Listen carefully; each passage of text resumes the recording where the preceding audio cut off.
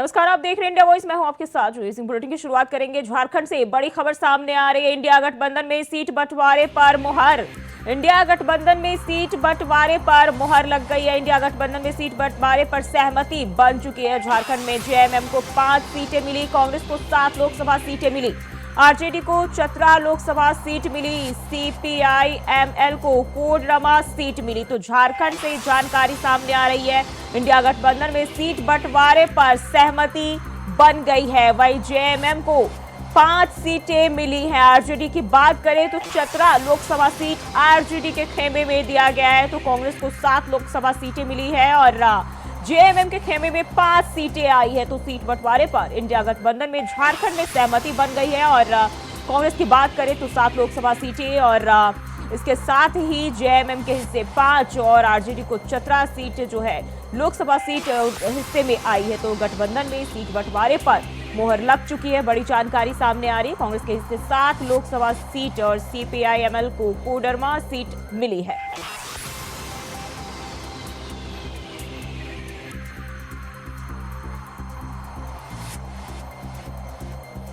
झारखंड में इंडिया गठबंधन में सीट बंटवारे पर सहमति बन गई है और जेएमएम के हिस्से 5, कांग्रेस को 1 और आरजेडी को कांग्रेस के हिस्से 7 और आरजेडी को 1 सीट, जो कि चतरा सीट जो है आरजेडी के हिस्से में आई है।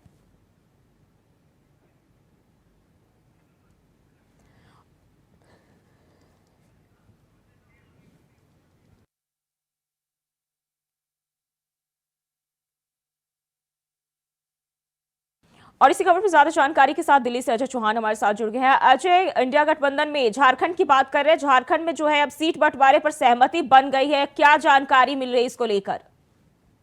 बिल्कुल, ये बात सही है कि झारखंड में जो इंडिया गठबंधन की जो सीटें पे जो सहमति लगभग सब अब तय हो, ये तस्वीरें साफ है। कल बैठक होनी है, इंडिया एलियंस की जो भी तमाम बैठक दिल्ली में बैठक होनी है और मुझे लगता है कि झारखंड, बिहार समेत कई राज्यों की सीट का उम्मीदवारों का सीट से समेत लेकर उम्मीदवारों की भी घोषणा हो सकती है। तो जो अब तक जो झारखंड में मिली है, जो कांग्रेस को 7 सीट और उनके जो लेफ्ट पार्टियां हैं उनकी 2 सीटों को जो मिला है अभी तक, तो ये बात अभी तो सहमति बनी है। लेकिन इससे मुझे लगता है कि जो आरजेडी है, तो आरजेडी 2 सीटों के लिए लगातार मांग कर रहा है। इसके पहले भी वो इसके बगावती सुर देखने को मिले हैं राज्य में। तो मुझे लगता है कि कल जो फैसला इंडिया गठबंधन यानी कांग्रेस के खेमे से जो भी सीटें की जो बंटवारे की बात आएगी, उसके बाद लगता है कि कांग्रेस जो इंडिया गठबंधन में जो आरजेडी है, वो आरजेडी इस बात से नाराज बिल्कुल होगा। मुझे लगता है कि झारखंड में आरजेडी अलग लड़ने की रणनीति तय कर लेगा। जी, लेकिन बात करें तो जेएमएम की ओर से भी कहा जा रहा था कि 6 सीटों की मांग करी, यानी कि 5 सीटें तो अभी हिस्से में दी गई, लेकिन एक और सीटों की मांग की जा रही थी। कैसे सहमति बनी है? देखिए, जेएमएम का जो सीटें हैं, जो बात अभी तक जो विलंब होने का जो मुझे लगता है कि जो कोहलान की जो सीटें जो कांग्रेस में था, जो एकमात्र कांग्रेस की एमपी थी गीता कोड़ा, जो बीजेपी अभी शामिल हो गई हैं। तो वो कांग्रेस ये चाह रहा था कि जो कोहलान की जो सीटें हैं वो कांग्रेस के खेमे में ही जाए, क्योंकि उनकी सीटें बरकरार हो। तो इसके लेकर के जो झारखंड मुक्ति मोर्चा की जो सीटें हैं, इस पर अभी तक सहमति नहीं बन पाई है। अब ये फैसला जो कांग्रेस के खेमे के बाद ही अब झारखंड मुक्ति मोर्चा तय करेगी कि अब वो कौन सी सीटें पर लड़ेंगी। जी, और अब जो है 5 सीटें जो है जेएमएम के हिस्से में आई, जबकि 7 लोकसभा सीटों पर कांग्रेस रही है। कौन कौन सी सीटें होगी जहां कांग्रेस लड़ेगी और जेएमएम के हिस्से कौन कौन सी सीटें? देखिए, जेएमएम जो है दुमका लड़ सकती है, कोहलान की 2 सीटें हैं, जमशेदपुर और चाईबासा है, जहाँ पर जिसका दबदबा है वहीं पर चुनाव लड़ी जाएगी। और बाकी जो जगह भी बची है उनके नाम भी घोषित किए गए हैं, उनकी लिस्ट अभी आने वाली है। उसके बाद सबको शेयरिंग कर दिया गया अपने अपने क्षेत्र में, क्योंकि दबदबा जहाँ पर बीजेपी का दबदबा है वहाँ पर कांग्रेस अपना प्रत्याशी उतारेगा या आरजेडी उतारेगी, तो मजबूत उतारेगी। क्योंकि इस समय बीजेपी लगातार झारखंड के अंदर बढ़त बनाए हुए चल रही है, क्योंकि वहाँ पर जो उनका जोर जो है, तो जिस तरह से सरकार को लेकर अभी विधानसभा चुनाव हुए तो उसको लेकर के भी चर्चाओं में थे। लेकिन ऐसे में बीजेपी कोई मौका नहीं छोड़ेगी झारखंड के अंदर जो सीटें उनको न ले। जी, लेकिन बताया जा रहा है कि अजय पांडे, आपसे ये सवाल है कि जेएमएम अंतिम समय में घोषणा करना चाहती थी, लेकिन कांग्रेस की सीट बंटवारे से जो है वो असहज थी। देखिए, असहज बिल्कुल अभी नहीं है, चूंकि साझे की सरकार है और ये बात ये पहले भी तय हो गई थी कि कांग्रेस के घोषणा के बाद ही झारखंड मुक्ति मोर्चा जो है वो अपने सीटों का ऐलान करेगी, यानी अपने उम्मीदवारों का ऐलान करेगी। ये बात पहले से ही तय थी, लेकिन अब चूंकि देरी हो रही है, आपने देखा होगा कि अभी सियासी खिचड़ी पक रही है। झारखंड बीजेपी के जो नेता है अभी जेपी पटेल, वो कांग्रेस में शामिल है, वो हजारीबाग से चुनाव लड़ेंगे। तो ऐसे में ये तमाम जो सियासी चीजें हैं उठा पटक, वो देखते हुए कांग्रेस जो है निर्णय लेगी, ताकि कांग्रेस ये चाहती है या इंडिया गठबंधन चाहती है कि झारखंड मुक्ति मोर्चा यानी 14 सीट वाले राज्य झारखंड में 14 के 14 सीट मजबूती के साथ हम वहां खड़े हों। जी, और अजय चौहान, आपसे जानना चाहूंगी कि कांग्रेस नेता आलमगीर आलम ने साफ तौर पर कहा था कि जो सीट बंटवारे का फॉर्मूला है उसमें जो है कांग्रेस को 7, जेएमएम को 5 और राजद और भाकपा के हिस्से 1-1 की बात कही थी, जो कि अभी भी देखने को मिल रहा है। लेकिन क्या अब आरजेडी की तरफ से जो बताया जा रहा है कि 2 सीटों की मांग की जा रही है, आगे क्या समीकरण दिखेगा? आरजेडी लगातार चाहती है कि 7 से 8 सीटों पर चुनाव लड़े, क्योंकि कांग्रेस को पहले भी 7 सीटें कर्मी देने की बात चल रही थी, लेकिन उनकी 7 सीटें दी गई हैं।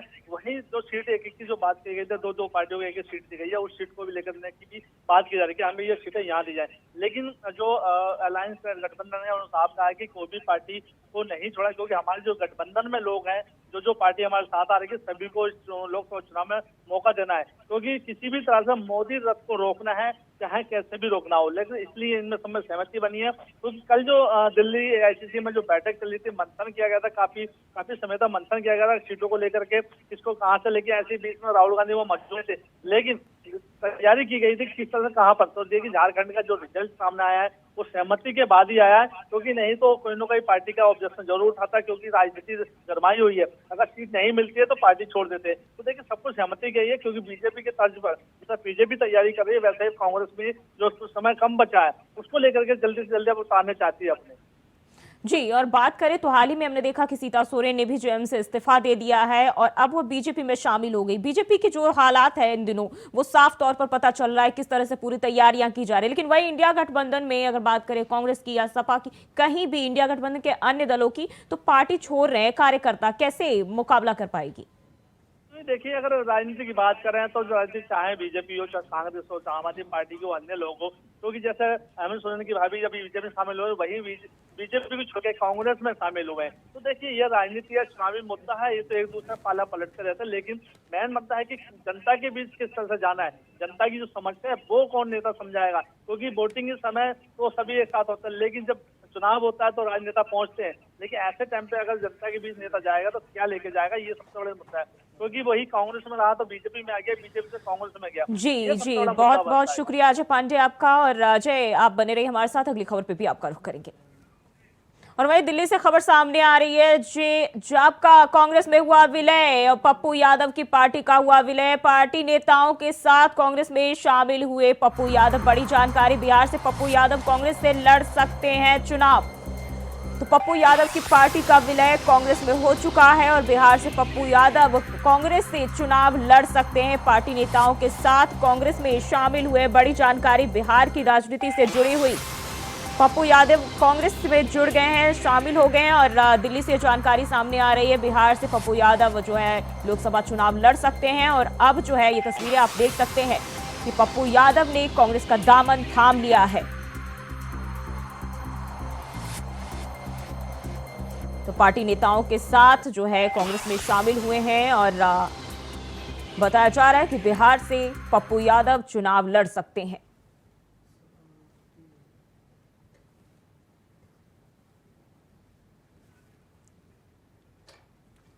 और अजय चौहान लगातार हमारे साथ बने हुए। अजय, पप्पू यादव जो है कांग्रेस में शामिल हो गए, क्या जानकारी है, क्या समीकरण बिहार की राजनीति में अब देखने को मिलेगा?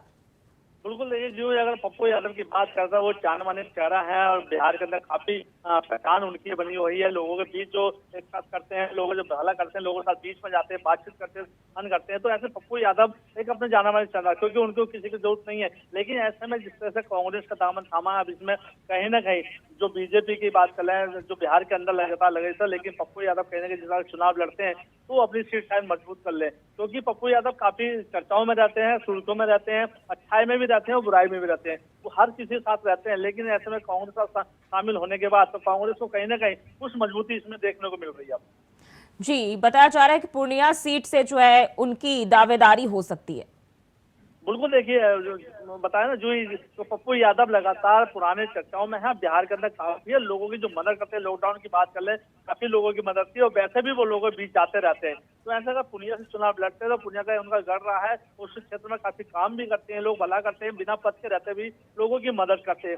तो जनता वही चाहेगी जो आदमी बिना पद के रह के मेरी हमारी मदद कर सकता है, हमारी समस्या को सुन सकता है। तो अच्छा, जनता खबर ये भी चाहेगी। है कि पप्पू यादव ने मंगलवार को लालू परिवार से मुलाकात की थी। क्या बात हुई इस दौरान? क्योंकि उन्होंने अपने बयान में कहा है कि उनसे पारिवारिक रिश्ता तो नहीं है, लेकिन भावनात्मक रूप से जो है लालू परिवार के साथ जुड़ाव है।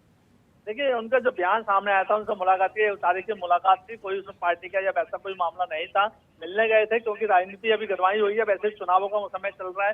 तो ऐसे में जो भी पार्टी से नेता मिलता है एक दूसरे से जो कोई ना कोई राव पर लगा जाता है। लेकिन अगर मुलायम सिंह यादव से सॉरी लालू प्रसाद यादव से अगर मिलते तो शायद इस तरह से कांग्रेस में शामिल नहीं होते। तो देखिए, औपचारिक मुलाकात की गई। हाँ, हो सकता है कि अब जो कांग्रेस में ज्वाइन किया है इनके साथ से, क्योंकि लोग काफी जुड़े हुए हैं, तो इसमें कहीं ना कहीं क्योंकि उनको जो आरजेडी के लोग हैं उनको कहीं ना नुकसान जरूर होगा अगर पप्पू यादव इस तरह से चुनाव लड़ते हैं पूर्णिया से। तो जी, बात करें तो बिहार में क्या जो बीजेपी के चुनावी रथ है, इंडिया गठबंधन उसे रोकने में कामयाब हो पाएगी? देखिए, बीजेपी का जो एजेंडा है, बीजेपी की जो गढ़ है, बीजेपी की जो कर्तव्य है चुनाव लड़ने का, चुनाव लड़ाने का, और उनके जो प्रत्याशी हैं कहीं ना कहीं मजबूती के साथ लड़ते हैं, क्योंकि उनकी जो पकड़ अच्छी है। क्योंकि अब तो नीतीश कुमार खुद बीजेपी में आ गए हैं। पहले उनके साथ मुलायम सिंह के साथ में थे, लेकिन ऐसे में कहीं ना कहीं जिस तरह से बीजेपी को अगर चाहेंगे लोग सराहेंगे, लेकिन हाँ, अगर गठबंधन एक साथ आता है तो कहीं ना कहीं बीजेपी का रथ जो रोकना मुश्किल होगा। अगर ये अलग अलग पार्टी से बात कर लें, सूत्र से जब मिल रही है, तो हो सकता था बीजेपी को नुकसान होता। लेकिन एक मंच पर, क्योंकि अभी बात करें तो पशुपति पारस ने भी इस्तीफा दिया है, क्योंकि उनको वहाँ जगह नहीं दी, चिराग पासवान को पूरी जगह वहाँ पर दी गई है। तो देखिए, नाराजगी अब चल रही है। अब देखना यही होगा कि पप्पू यादव वहाँ क्या करते हैं, क्योंकि हो सकता है आने वाले समय में, अभी समय बचा है, तो पशुपति पारस भी किसी पार्टी में जा सकते हैं। क्योंकि उन्होंने प्रेस कॉन्फ्रेंस पहले ही कहा था कि हम अगर पार्टी का जगह नहीं मिली तो हम किसी में जा सकते हैं, क्योंकि विकल्प खुला हुआ है। तो देखना ये होगा कि अभी होने वाला क्या है बिहार के अंदर। जी, जिस तरीके से जो हमने देखा कि पप्पू यादव ने कांग्रेस से हाथ मिला लिया है, तो क्या ये पहले से इसकी तैयारी की जा रही थी, रणनीतियां बनाई जा रही थी? क्योंकि अगर उनकी पत्नी की बात कर ले तो वो कांग्रेस की सांसद रह चुकी हैं। बिल्कुल देखिए, पप्पू यादव हर पार्टी के साथ रहते थे, हर पार्टी से मिलते रहते थे, जुलते रहते थे। लेकिन समय के आने के बाद कोई भी नेता किसी भी पार्टी में जा सकता है, क्योंकि चुनावी मुद्दा है। वो भी चाहेगा कि मैं लोकसभा चुनाव लड़ूं, कोई निर्दलीय वो लड़ सकते थे। वैसे भी चल है कि पार्टी चिन्ह के साथ अगर चुनाव लड़ते हैं तो कहीं ना कहीं फायदा ही होगा, क्योंकि पप्पू यादव की पहचान है। सबसे बड़ी चीज है कि उनको हर कोई लोग जानते हैं, क्राइम में भी जानते हैं, वैसे भी अच्छाई के लिए भी जानते हैं। वो दोनों चीजों के लिए जानते हैं, सही के लिए सही खड़े होते हैं और गलत के लिए गलत खड़े होते हैं। तो ऐसे में पप्पू यादव का कांग्रेस में शामिल होना कहीं ना कांग्रेस को फायदा होगा, क्योंकि लेकिन कांग्रेस अभी तक कैंडिडेट उतार नहीं पा रही थी। काफी समस्या हुई, तो बीजेपी जिस तरह से अपने कैंडिडेट पूरे भारत में उतार चुकी है, कुछ सीटें बची हैं, 80 से लेकर उनकी आ जाएगी। लेकिन कांग्रेस अभी 82 पर टिकी हुई। अब देखना ये होगा कि पप्पू यादव को टिकट कांग्रेस कहाँ से देती है, या फिर वो अपने ही बैनर के नीचे चुनाव लड़ेंगे। जिस तरीके से बिहार की राजनीति में ये बड़ा उलटफेर देखने को मिल रहा है, क्या लगता है आगे क्या संकेत मिल रहे हैं? देखिए, संकेत तो यही कि कांग्रेस का बच्चा बना हुआ है, वो कोशिश कर रही है। इंडिया अलायंस के जो 26 दल थे, कुछ दल तो बिखर गए हैं, कुछ बचे हैं, उनको एकत्र करने की कोशिश की जा रही है कि सभी साथ आओ, किसी भी तरह से मोदी रथ रोकना है, बीजेपी को हराना है। क्योंकि तीसरी बार अगर मोदी सरकार आती है तो कहीं ना कहीं देश के अंदर एक अलग संदेश जाएगा। क्योंकि पहले से पोस्टरबाजी शुरू हो गई है, यूथ कांग्रेस की तरफ से कई बैनर लगाए गए हैं कि अगर 400 पार हुआ तो संविधान भारत का बदला जाएगा, तो इसको रोकना होगा। तो देखिए, कहीं ना कहीं अब कांग्रेस नहीं चाहेगी कि किसी तरह से बीजेपी जीते। लेकिन ये जो है जिस तरह से नारा चल रहा है, लोगों के समर्थन में है, और कई ऐसे अभी से गणित आने लगे, बीजेपी 400 का पार जो है, जो आंकड़ा है, वो छूने की तैयारी में है। जी अजय, बहुत बहुत शुक्रिया आपका तमाम जानकारी के लिए। और बढ़ते आगे, यूपी के बदायूं में मंगलवार शाम को ही 2 बच्चों की हत्या से हड़कंप मच गया है। पुलिस ने आरोपी साजिद का 3 घंटे के भीतर ही एनकाउंटर कर दिया। जिन बच्चों की हत्या हुई है, उनके पिता ने कहा कि साजिद से उनकी कोई दुश्मनी नहीं थी, वो बच्चों के बाल भी काटता था। मृतक बच्चों के पिता विनोद सिंह ने कहा कि समझ नहीं आ रहा आखिर साजिद ने बेटों की हत्या क्यों की। साजिद ने मेरी पत्नी से 5,000 रुपए मांगे थे, जो उसे दे दिए गए। उन्होंने कहा कि साजिद के भाई जावेद का पकड़ा जाना बेहद जरूरी है, जिससे पता चल सके कि दोनों बच्चों की हत्या की मुख्य वजह क्या थी। किसी दूसरे के इशारे पर तो यह हत्या नहीं की गई है। इसके साथ ही साजिद के एनकाउंटर के बाद अब जावेद पकड़ा जाएगा, तभी पता चलेगा कि हत्या क्यों हुई। इसलिए उसका एनकाउंटर नहीं, जिंदा पकड़ा जाना ज्यादा जरूरी है।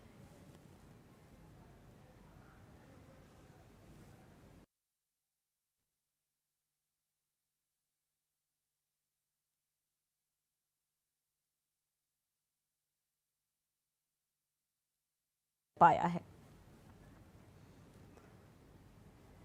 तो पुलिस का जो फैसला है, अभी तक इस पर कोई भी स्पष्ट रूप से प्रतिक्रिया नहीं आई है। और ये वो तस्वीरें हैं जो आप देख सकते हैं कि लोगों ने गुस्सा कर जो है आगजनी की और पुलिस फोर्स की जो तैनाती है वो कर दी गई और एक साथ 2 बच्चों की गला काटकर हत्या कर दी गई है।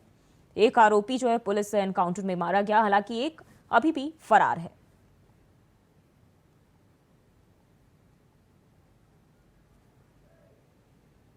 वहीं जो मृतक बच्चे, उनके पिता का कहना है कि दूसरे आरोपी का जिंदा पकड़ा जाना जरूरी है ताकि हत्या की मुख्य वजह का खुलासा हो सके। और जैसा कि आप जानते हैं कि ये आज सायंकाल की घटना है और 2 बच्चों की जिस तरह हत्या हुई, इसमें खून से लथपथ अभी वहाँ से निकल गया और हमारी जो पुलिस टीम को पता चला, उसने पीछा किया तो इसको शेखोपुरी जंगल की तरफ ज़्यादा दिखाई दिया। वहाँ हमारी टीम जब एसओजी और लोकल थाने पुलिस पीछा करते हुए पहुँची है, उस समय वहाँ पर जो है उसने फायर किया, जवाबी फायर किया और भागने का प्रयास किया। पुलिस ने फायर किया, इस जवाबी फायरिंग में वो घायल हुआ और उसकी मृत्यु। हमारे बहू के बाल बच्चा होने को है, अस्पताल में भर्ती है। 2-3 घंटे की बात है, मन नहीं लग रहा। क्या नाम था उसका? जावेद है यार ना, ये हमारे पड़ोसी में है, बाल कटवाता था। तो बोली ठीक है बेटा, हम भी बड़ी परेशानी में रहे, कोई बात नहीं, बच्चा बड़ी मुश्किल से मिलते बेटा, लाओ तुम हमारे ऊपर बैठ जाओ, आराम कर लो 2 घंटा को, हम लाओ चाय बना दे तुम। तीसरा बच्चा इन्हें बुला के ले गया, पता ना भाई, हम तो नीचे ही थे। अच्छा। जो बीच वाला उसों के हाथ में मारा, दोनों काटे, दोनों उसों के मारा हाथ में, वो ऊपर से कूद के आया वैसे ग्रिल से।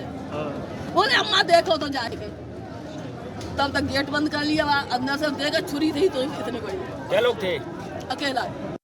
वो जो सैलून वाले भैया थे वो लोग आए थे, तभी ऊपर में छोटे बड़े वाले भाई को ऊपर ले गए, फिर पता नहीं क्यों मारा, फिर मुझे भी मारने लगा। मैंने उनका चाकू हटाकर उनको धक्का देकर नीचे भागाया। आपको भी मारने की कोशिश की थी? कहीं चोट तो नहीं लगी आपको? लगी है। कहाँ लगी है? ये एक उंगली में, सामने लगी सर में लगी है और हाथ में लगी है। कुछ कह रहा था उस टाइम, जिस टाइम वो जो है मार रहा था, कुछ बोल रहा हो, कुछ कह रहा हो, कुछ सुना हो आपने? नहीं। क्यों किया ऐसा? कभी कुछ झगड़ा हुआ था? कभी क्या हुआ, क्या था, क्यों किया उसने ऐसा? कुछ पता है आपको? नहीं। आप लोग दुकान जाते थे, कभी कोई बात हुई हो, कभी उसने गुस्से में बोला हो या कुछ और? नहीं। कुछ आपको याद आता है उससे आखिरी बातचीत आपकी क्या रही होगी जब आप कभी दुकान गए हो या कुछ और? दुकान जाते थे आप उसकी कभी कटिंग कराने? उन्हीं के यहाँ जाते थे, इन्हीं के यहाँ रोज कटवाते थे। इन्हीं क्या जाते थे कटवाने? अच्छा, तो उस टाइम कभी कुछ उसने कहा हो या कभी गलत तरीके से बातचीत की हो? कभी कुछ गलत नहीं लगा? अच्छा, तो कल जब ये आया तो कितने लोग आए थे? 2 लोग आए थे। कल घटना क्रम कुछ इस प्रकार का है कि ये जो व्यक्ति है आरोपी साजिद, वो अपना खोखा नाई का, वो जो पीड़ित परिवार उसके घर के सामने रहता है, उसके घर में आना जाना भी था उसका। और कल शाम को 7:30 बजे ऐसा बताया गया कि वो सीढ़ियों से घर में आया और ऊपर छत पे सीधा चला गया। जाकर के वहां उसने जो दोनों बच्चे खेल रहे थे उन पर आक्रमण किया और दोनों बच्चों की हत्या कर दी। और वहां से फिर नीचे निकल के आया और जब वो जाने लगा तो भीड़ ने उसको पकड़ने की कोशिश की, लेकिन भीड़ से निकल के वो भाग गया। पुलिस को सूचना मिलते ही पुलिस ने मौके पर पहुंच करके स्थिति को संभाला और जब ये पता चला कि वहां से भाग गया है तो उसकी तलाश में टीमें भी निकाल दी गईं। थोड़ी देर के बाद ही सूचना मिली कि शेखोपुर के जंगल में ब्लड स्टेन कपड़े, जो बच्चों का जो खून लगा था उस तरह के कपड़ों में कोई व्यक्ति भाग रहा है। पुलिस ने घेराबंदी की, उसने पुलिस पार्टी पर फायर किया, जवाबी फायर में उसकी मृत्यु हो गई। मैं तो उसको, हम तो वो देखा कि उसका इनकाउंटर हुआ है, मुझे पता भी नहीं था, हम तो बाद में आए। मैं खुद ही आया, 9-10 बजे के करीब अंदाज ऐसे आए थे हम। आपकी वाइफ ने कुछ बताया कि जब करने के बाद वो भागा हो या क्या भागा? वो भागा तो था, वो पकड़ लिया पुलिस ने, पकड़ा था तो पुलिस से भी मतलब जैसे ये छूटा है, ये भागा है, वो जो जाने बात ही है, और बाकी कोई मतलब ऐसा कुछ नहीं था। 2 थे वो, दोनों भाई। व्यवहार था उसको कि आप पहले से जानते थे उसको यहाँ सामने? नहीं, व्यवहार देखिए, हम रहते नहीं थे यहाँ, मैं तो बाहर रहता हूँ, बस आना जाना, बाल कटवाए, यही व्यवहार था हमारा। क्या करना मुझे इससे? कुछ भी नहीं हुई हमारी कभी। पता नहीं है क्यों मैटर क्या बना इसका, या किसी ने मैटर बनवाया है, पता नहीं इसके हाथ का ऐसा काम करवाया कि हम ऐसा करें, इस चीज तो हमें भी पता नहीं चल रहा है। और बदायूं दोहरे हत्याकांड पर उत्तर प्रदेश के मंत्री दानिश आजाद अंसारी का बयान सामने आया है। उन्होंने इस घटना को बेहद दुखद बताया है और लोगों से कानून व्यवस्था बनाए रखने की अपील भी की है। दानिश अंसारी ने कहा कि कानून व्यवस्था बनाए रखने के लिए जानी जाने वाली योगी सरकार ने मामले में तत्काल कार्रवाई की और एक आरोपी को ढेर कर दिया। ये दुखद घटना है और प्रशासन ने त्वरित जो भी आवश्यक कार्रवाई होनी चाहिए वो कार्रवाई की है। उत्तर प्रदेश की योगी सरकार ये कानून व्यवस्था की सरकार मानी जाती है और कहीं भी उत्तर प्रदेश में कहीं भी कोई घटना होती है तो जो भी आवश्यक तुरंत कार्रवाई होनी चाहिए, हमारी प्रशासन उसको तुरंत करता है। और वही मामले में कांग्रेस नेता प्रमोद तिवारी ने भी दुख जताया और सरकार से सख्त कार्रवाई की मांग की है।